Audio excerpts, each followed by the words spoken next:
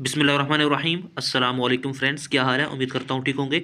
तो आज की इस वीडियो के अंदर आप देख रहे हैं पीपीएससी पेपर 2021 का लेक्चरर इन मैथमेटिक्स। तो जिन्होंने भी लेक्चरर के लिए अप्लाई किया था मैथ सब्जेक्ट के अंदर, तो 2021 के अंदर जो पास्ट पेपर अवेलेबल है, तो वो आपको मैं आज की इस वीडियो के अंदर डिस्कस करके बताऊंगा और एक एक एमसीक्यूज़ इंशाल्लाह डिस्कस करेंगे। तो इसके 100 एमसीक्यूज़ हैं। तो 100 एमसीक्यूज़ में से आप जानते ही होंगे कि 20% का जो होता है वो यानी कि विदाउट सब्जेक्ट होता है, और 80% जो होते हैं वो सब्जेक्ट से रिलेटेड होते हैं। और इसमें नेगेटिव मार्किंग होती है। और नेगेटिव मार्किंग ऐसे होती है कि अगर आपका मिसाल के तौर पर एक आंसर गलत हो गया है तो उसके 0.25 नंबर यानी कि कैंसिल होते हैं। अगर आपका एक सही है एक गलत है तो टोटल नंबर कितने होंगे, 0.75 नंबर होंगे। यानी कि एक एमसीक्यूज़ गलत होने पे 0.25 नंबर कैंसिल होते हैं, यानी कि माइनस होते हैं। तो अगर 4 आपके एमसीक्यूज़ गलत होंगे तो एक नंबर माइनस होगा। ओके। अब यहाँ पर देखें इसका पहला एमसीक्यूज़ क्या है, तो यहाँ से शुरू करते हैं। हाउ मैनी वुमेन कैंडिडेट्स वोन national assembly seats directly in general election 2018। यानी कि 2018 में जो वुमेन कैंडिडेट्स थी जिन्होंने नेशनल असेंबली के अंदर डायरेक्टली क्वालिफाई किया यानी कि जीत गई थी, वो कितनी थी।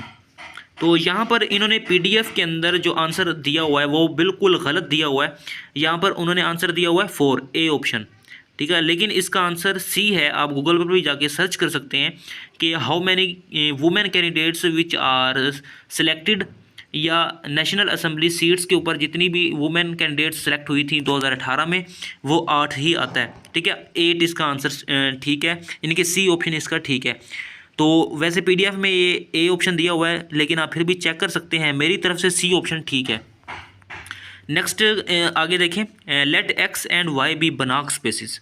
अब ये फंक्शनल एनालिसिस में से ये क्वेश्चन आया है। इसमें दो स्पेसिस दी गई हैं, एक एक्स और दूसरी वाई।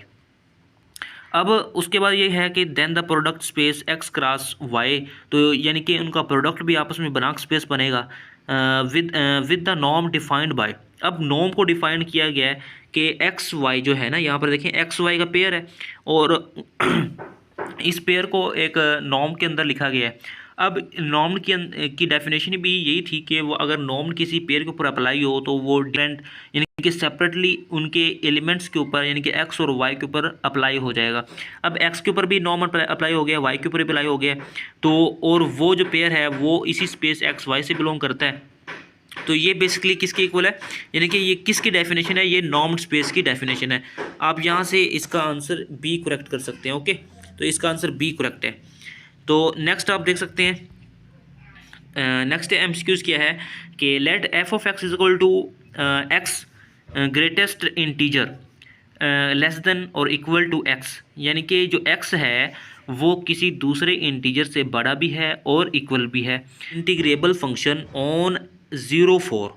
अब ये जो फंक्शन है ना जी, ये जो एक्स का फंक्शन है F of X is equal to X, ये एक फंक्शन है और ये इंटीग्रेबल है, यानी कि इसको इंटीग्रेशन हमने करना है जिसके लिमिट्स दी गई हैं 0 से 4 और D X is equal to. अब इसका हमने इंटीग्रेशन अप्लाई करना है, ठीक है, इंटीग्रेशन फाइंड करना है और लिमिट्स अप्लाई करनी है, फिर उसके बाद हमने आंसर निकालना है। तो इसका आंसर क्या होगा, आंसर 6 आएगा, ठीक है। अब मेरे पास इतना टाइम नहीं है कि 20 तो एमसीक्यूज़ हैं, तो 20 मिनट तो कन्फर्म है। अगर मैं एक एक करने बैठ गया तो एक सवाल पर ही तकरीबन 5 मिनट लग जाएंगे, तो इसलिए मैं इसको यहाँ पर हल करके नहीं बताऊँगा। तो आंसर सिर्फ मैं आपको बताऊँगा, वो करेक्ट आंसर होंगे। अच्छा, तो यहाँ पर देखें इसका ऑप्शन क्या है जी, सी ऑप्शन इसका करेक्ट ऑप्शन है। उसके बाद नेक्स्ट क्वेश्चन है जी, सोल्यूशन ऑफ ये डेल्टा का square is equal to 2 delta plus 1 into U X. अब ये जो यू एक्स है ये यू का डेरिवेटिव है विद रिस्पेक्ट टू एक्स। अगर हमने इसको फाइंड करना है, ठीक है, यू एक्स को फाइंड करना है, तो यहाँ से हमने इसको निकालना पड़ेगा। एक सेकेंड, यानी कि इसको हमने यहाँ से निकालना है, तो वो कैसे निकालेंगे, अगर हमें ये डेल्टा की वैल्यू पता हुई। आप लोगों ने करना क्या है, इस डेल्टा की वैल्यू को यहाँ पर पुट करना है और उसके बाद इसके नीचे इसको डिवाइड कर देना है। ओके, यानी कि जब 2 डेल्टा प्लस 1 डिवाइड होगा 3x+2 के साथ, तो ये ऑटोमेटिकली ux की वैल्यू आ जाएगी। ओके, तो जब हम इसको इसके साथ डिवाइड करेंगे और डेल्टा की वैल्यू पुट करेंगे और जब हम इसको हल करेंगे तो इसका ऑप्शन क्या होगा जी, 4x+3, यानी कि बी ऑप्शन इसका करेक्ट आंसर है। तो इसका बी बिल्कुल ठीक है, ux is equal to 4x+3। उसके बाद नेक्स्ट क्वेश्चन है जी, the sequence 2n iota divide by n plus iota minus n minus 12 iota into n plus 2 divide by जो भी है उसका ये देखें कन्वर्ज करता है या नहीं करता, यानी कि इसकी कोई ना कोई एग्जिस्ट वैल्यू आती है या नहीं आती। तो ये कैसे पता चलेगा, यहाँ पर अगर हम लिमिट अप्लाई कर दें n अप्रोचेस टू इन्फिनिटी, जब हम यहाँ पर इन्फिनिटी अप्लाई करेंगे तो इसका आंसर क्या आएगा जी। तो फ्रेंड्स इसका ऑप्शन जो है वो डी ऑप्शन ठीक है, 3 - 6 आयोटा। ओके, यानी कि integration apply sorry limit apply करेंगे तो इसका 3 - 6 आयोटा आंसर आएगा। उसके बाद नेक्स्ट देखें जी कौन सा है, which of those is not an analytical method, analytical method नहीं है to solve partial differential equation. Okay, partial differential equation को सोल्व करने का एनालिटिकल मेथड नहीं है, कौन सा नहीं है वो मैं आपको यहाँ पर बता देता हूँ कौन कौन सा है। Change of variable transform, superposition principle, finite element method और इंटीग्रेशन ट्रांसफॉर्म। अब ये हमने पढ़ा हुआ है, change of variable, finite element method भी पढ़ा हुआ है और इंटीग्रल ट्रांसफॉर्म भी हमने पढ़ा हुआ है। तो इसका ऑप्शन कौन सा ठीक है जी, इसका ऑप्शन ये वाला ठीक है, हमने ये वाला नहीं पढ़ा और ये एनालिटिकल मेथड नहीं है, सुपरपोजिशन प्रिंसिपल। नेक्स्ट क्वेश्चन है, order of convergence of Newton method is. अब न्यूटन रॉफ्सन मेथड जो हमने पढ़ा हुआ है, न्यूटन रॉफ्सन मेथड, ये मेरे ख्याल में हमने पीडीई के अंदर पढ़ा था न्यूटन रॉफ्सन मेथड। इसका ऑर्डर कितना है, इसका ऑर्डर मैं आपको बता देता हूँ, क्यूबिक है, यानी कि क्यूब, इसका ऑर्डर 2 है, 2 भी आ सकता है, क्यूब भी आ सकता है, सॉरी क्वाड्रेटिक है, क्वाड्रेटिक भी आ सकता है और इसका ऑर्डर 2 भी आ सकता है। तो इसका ऑप्शन ए इज़ करेक्ट। ठीक है, उसके बाद है, after discretising the partial differential equation take which if these form, यानी कि after discretising the partial differential equation, अगर हम पार्शियल या पीडीई इक्वेशन को डिस्क्रीटाइज कर दें तो कौन सी फॉर्म बनेगी उसकी, आप यहाँ पर देख सकते हैं कि कौन सी फॉर्म बनेगी, एक्सपोनेंशियल इक्वेशन बनेगी, ट्रिग्नोमेट्रिक इक्वेशन बनेगी, लोगरिथमेटिक इक्वेशन बनेगी या अलजेब्रिक इक्वेशन बनेगी। तो इसका करेक्ट ऑप्शन क्या है जी, एक्सपोनेंशियल इक्वेशन, यानी कि जब हम पीडीई इक्वेशन का डिस्क्रीटाइजिंग करेंगे तो वो एक्सपोनेंशियल इक्वेशन बन जाएगी। नेक्स्ट क्वेश्चन है जी हमारे पास, for a function F, if F X X, यानी कि एफ उस फंक्शन का विद रिस्पेक्ट टू एक्स हम डबल डेरिवेटिव लें और वो इक्वल आ जाए एक्स वाई की इक्वल, यानी कि एक्स पे पहले एक्स का डेरिवेटिव लें, विद रिस्पेक्ट टू एक्स लें, फिर वाई लें और फिर वाई वाई लें 2 दफ़ा, तो वो इक्वल टू 0 आ जाए, यानी कि सेकंड डेरिवेटिव 0 के इक्वल आ जाए। The point X Y will be multiple point of order, तो वो जो पॉइंट होगा ना, द पॉइंट एक्स वाई होगा will be multiple point of order. तो ऑप्शन डी इज़ करेक्ट है, हायर देन 2, यानी कि इसका ऑर्डर क्या होगा, हायर देन 2 होगा, 2 से ज़्यादा होगा। नेक्स्ट है जी, suppose that X and Y are closed subspaces, दो हमारे पास स्पेसिस हैं, एक्स और वाई दोनों क्लोज्ड हैं, of a Hilbert space X H, Hilbert space H का एक दो सब स्पेसिस हैं जो कि क्लोज्ड हैं, such that x perpendicular to y then x plus y is, यानी कि x प्लस वाई फिर क्या होगा, अगर x और y दोनों परपेंडिकुलर हों और दोनों को फिर बाद में ऐड कर दिया जाए तो फिर क्या होगा जी, अ क्लोज्ड सब स्पेस। इसका करेक्ट ऑप्शन क्या है, ए इज़ करेक्ट है, अ क्लोज्ड सब स्पेस, यानी कि x और y को जब ऐड किया जाए तो वो जो स्पेस बनेगी वो भी क्लोज्ड ही होगी। नेक्स्ट क्वेश्चन है जी, the function F of X is equal to X की power -1 is not uniform continuous on 0 1, यानी कि ये यूनिफॉर्म कॉन्टीन्यूस होगी, डिफरेंशिएबल होगी या बोथ ए बी होगा। तो मेरे ख्याल में यूनिफॉर्म कॉन्टीन्यूस ऑन 0 1, यानी कि जब हम इसका डेरिवेटिव लेंगे और इसका ग्राफ बनाएंगे तो ये 0 और 1 पर, यानी कि 0 1 जब हम पुट करेंगे इसके अंदर तो 0 और 1 के ऊपर ये यूनिफॉर्म ही कॉन्टीन्यूस रहेगा, यानी कि ये हर पॉइंट पर, यानी कि 0.5 पर भी वही वैल्यू देगा, 0 पर भी वही देगा और 1 पर भी वही देगा। तो इसका ऑप्शन ए करेक्ट है, यूनिफॉर्म कॉन्टीन्यूस ऑन 0 1। उसके बाद है जी question number 12, log of z, यानी कि log z is discontinuous on axis. कौन से एक्सिस पर ये डिसकॉन्टीन्यूस है? Positive, non positive, negative, non negative. तो इसका करेक्ट ऑप्शन क्या है? C. C is correct option, यानी कि negative. log z is discontinuous on negative axis. आगे है normal component of an acceleration is. Acceleration का नॉर्मल कंपोनेंट क्या है जी? वी स्क्वायर ओवर पी, यानी कि वेलोसिटी का स्क्वायर डिवाइड बाय मोमेंटम का स्क्वायर। तो ये normal component of an acceleration है। उसके बाद देखें every metric space is, her metric space क्या है? हाँ, ये हाउसडॉर्फ स्पेस है, T2 स्पेस है, बोथ ए एंड बी, या T3 स्पेस है? कौन सी स्पेस है? तो इसका आंसर क्या है जी? बोथ ए एंड बी, यानी कि ये मीट्रिक स्पेस है ये हाउसडॉर्फ स्पेस भी है और T2 स्पेस भी है। उसके बाद नीचे आ जाएं, n dash derived set of natural set is, यानी कि ये जो एन डैश है ये सेट नेचुरल से ड्राइव किया गया है, जो कि क्या है जी? ये इम्प्टी सेट है, रियल है, आगे रैशनल है, या नोट एग्जिस्ट है। यानी कि ये जो है ना option A, empty set, derived set of natural is empty. तो इसका करेक्ट आंसर जो है वो इम्प्टी है, यानी कि ए ऑप्शन इसका सही है।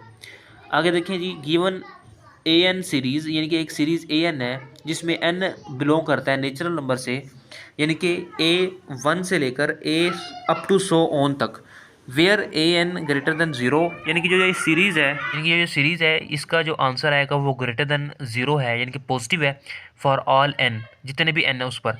If limit n approaches to infinity AN is equal to L, वो भी ग्रेटर देन 0 होगा, यानी कि लिमिट अप्लाई करने पर भी ये ग्रेटर देन 0 आ रहा है, यानी कि ये पॉजिटिव है। यहाँ पर देखें ये जो देन फिर जो होगा ना, लिमिट जो है इन AN से लेकर A1 तक, यानी कि n approaches to infinity apply कर दें जिसकी पावर 1/n है, तो ये इसका ऑप्शन सी करेक्ट है, यानी कि ये L की इक्वल आएगा। यानी कि अगर एक भी सीक्वेंस जो है, एक सीक्वेंस भी अगर L की इक्वल है तो तमाम की तमाम सीक्वेंस के ऊपर भी लिमिट अप्लाई कर दी जाए फिर भी वो L की इक्वल ही आएगी। तो इसका ऑप्शन क्या है जी? सी करेक्ट ऑप्शन है इसका। ओके, यानी कि ये वाला जो ऑप्शन है L, ये ठीक है। आगे देखें जी, f vector is a continuously differentiable vector point function and v is the volume bounded by the closed.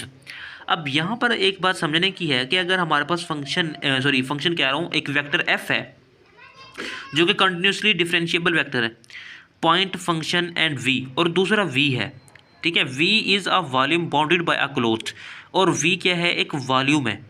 अब यहाँ पर देखें तो एक स्पेस है क्लोज्ड स्पेस S, उसके एतबार से अगर हम इंटीग्रेट करें इस वेक्टर f को, ठीक है, इस वेक्टर f को अगर हम इंटीग्रेट करें उसके नंबर्स के साथ और वो डाइवर्जेंस इसके इक्वल आ जाए, यानी कि integration, triple integration of with respect to c जो कि क्लोज्ड है, डाइवर्जेंस, और ये इसको क्या कहते हैं? इसको कहते हैं गॉसेस डाइवर्जेंस थ्योरम। ये गॉसेस डाइवर्जेंस थ्योरम की स्टेटमेंट है, ठीक है, जो कि उन्होंने दी गई है कि ये कौन सी स्टेटमेंट है, तो आप लोगों ने कहना है कि ये गॉसेस डाइवर्जेंस थ्योरम की स्टेटमेंट है। तो option A is correct. Okay, option A correct है। नेक्स्ट देखें जी, उसके बाद है CIJK, उसके बाद है CIJK इज़ इक्वल टू। अब इसके अंदर वेक्टर्स की तादाद पूछी गई है कि ये इसमें वेक्टर्स की तादाद कितनी है, तो इसमें वेक्टर्स की तादाद कितनी है जी? 3 है। ओके, यानी कि CIJ और CIJK, तो ये 3 इसका ऑप्शन ठीक है। उसके बाद जी, तो स्टूडेंट्स नेक्स्ट क्वेश्चन है हमारे पास, समेशन ऑफ 1/d, और d डिवाइड करता है n को, which is equal to rho into n divide करता है n को फॉर ईच इंटीजर। अब इसमें जो n है उसका पूछ रहा है कि वो इंटीजर है क्या? वो इंटीजर ग्रेटर देन और इक्वल टू 1 है, यानी कि नेचुरल नंबर है। ओके, अगर ये नेचुरल नंबर हो फिर ही हम उसका ये फाइंड कर सकते हैं, रो इंटू n/n, फिर हम फाइंड कर सकते हैं। अगर ज़ीरो हो या लेस देन ज़ीरो हो फिर हम उसका रो फाइंड नहीं कर सकते। तो इसका जो n है वो क्या है? ए ऑप्शन करेक्ट है, यानी कि n ग्रेटर देन और इक्वल टू 1, तो A option is correct. Next question है जी, आखिरी क्वेश्चन करते हैं, फिर इंशाल्लाह अगली वीडियो में चलते हैं, यानी कि ये 20 MCQs की एक वीडियो बनाता हूँ मैं। यहाँ पर देखें, लेट ए और बी दो नॉन स्क्वायर मैट्रिक्सेस हैं such that A B is equal to A और B A is equal to B, then A and B are matrices. तो ए और बी कौन सी मैट्रिक्सेस होंगी? नॉन स्क्वायर मैट्रिक्सेस तो हैं, और इनको हमने किन मैट्रिक्स का नाम देना है? आइडेम्पोटेंट मैट्रिक्स का नाम देना है। यानी कि ये जो है ना, आइडेम्पोटेंट की डेफिनेशन भी आप देख सकते हैं, इसका ऑप्शन ए करेक्ट है। वो कैसे? यहाँ पर देखिए, अगर हम ए स्क्वायर लें, ठीक है, और ए स्क्वायर अगर ए के इक्वल आ जाए तो उसको हम आइडेम्पोटेंट कहते हैं। ओके, और इसी तरह इनवोल्यूटरी किसे कहते हैं? अगर हम इसी का ए स्क्वायर ले लें और वो आई के इक्वल आ जाए तो उसको कहते हैं इनवोल्यूटरी। अगर नीलपोटेंट को देखें तो अगर ए स्क्वायर लें तो वो ज़ीरो के इक्वल आ जाए। ओके, यानी कि ज़ीरो अगर ज़ीरो के इक्वल आता है तो वो क्या होगा? नीलपोटेंट होगा। अगर हम इसको प्रूव कर दें ए स्क्वायर इज इक्वल टू ए को, ठीक है, ए स्क्वायर इज इक्वल टू ए, तो हमने प्रूव करना है। यहाँ पर तो वैसे मेरे पास जगह भी नहीं है, और आप लोग प्रूव कर सकते हैं। ए इज इक्वल टू ए भी लिख सकते हैं। अब ए किसकी इक्वल है? यहाँ पर आप देख सकते हैं ए बी की इक्वल है, तो ए की जगह पर हमने यहाँ पर ए बी लिख देना है इनटू ब्रैकेट के अंदर। ओके, इस तरीके से आप इसको हल करेंगे तो आखिर में आंसर क्या आएगा? ए ही आएगा, और इसका ए ऑप्शन ठीक है, यानी कि ये आइडेम्पोटेंट है। ओके, इस तरह आगे कॉशी रीमान इक्वेशन है, तो इसको फिर इंशाल्लाह कल की वीडियो में देखेंगे। आज की वीडियो इतनी ही थी, तो आपको ये 100 MCQs मैं प्रोवाइड कर रहा हूँ। आप लोग देख लें, इनमें से कोई MCQs आ भी सकते हैं, ठीक है, और बुक से भी आप लाजमी तैयारी करें जिसमें, और यहाँ से MCQs करने का फ़ायदा ये है कि आपको पता चल जाएगा कि कहाँ कहाँ से MCQs आ रहे हैं।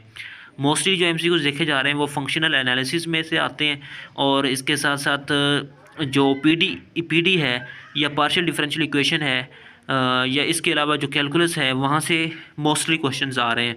और आप लोग ये पेपर्स करेंगे तो इंशाल्लाह आपके इसी में से 5-6 बल्कि इससे भी ज़्यादा MCQs आ सकते हैं। तो बुक से भी तैयारी करें, यहाँ से भी तैयारी करें। मिलते हैं इंशाल्लाह कल, तब तक के लिए अल्लाह हाफिज़।